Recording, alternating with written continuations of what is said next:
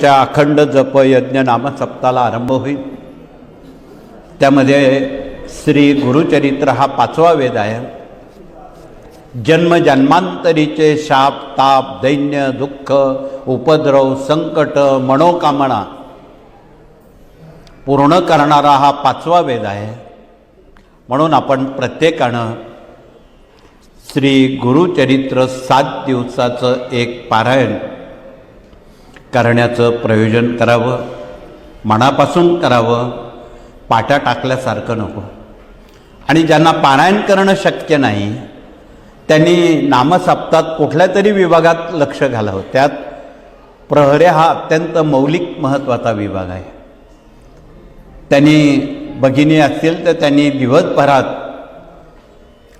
दर 2 तासाला संख्येनुसार प्रहरे बदलावेत। त्यात 2 प्रतिनिधी श्री स्वामी चरित्र सारामृत वाचतील। पूर्ण पारायण झाल्यावर प्रहरा बदलेत। 2 प्रतिनिधी श्री स्वामी समर्थ तुळशीच्या माळेवर श्री स्वामी समर्थ जप करतील आणि 2 प्रतिनिधी विण्या वादन करतील, विण्याचं वादन करतील। जर आपण दर गुरुवार रविवारला इथे यज्ञभूमी त्याचं प्रशिक्षण देत आहोत नकळत, आणि हे प्रशिक्षण नामसप्ताच्या प्रहऱ्याला अतिउपयोगी आहे।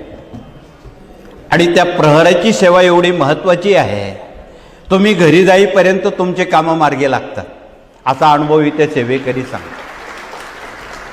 एवढी जादू या आध्यात्मिक सेवेत आहे।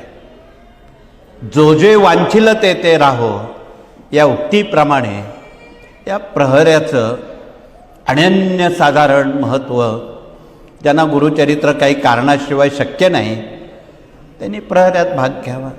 अन्य बाबी आहेत। आणि सर्वात उच्च कोटीची सेवा जी असेल जगात ती चरण पादुका आहे। आपण जी पादत्राणे बाहेर काढतो, न संकोच करता जो कोणी ती पादत्राणं स्वच्छ करून त्याच्या हातात देईन ज्याची त्याची, त्याला 7 गुरुचरित्र पारायण केल्याचं श्रेय एकट्याला मिळणार आहे। आपणाला आठवत असेल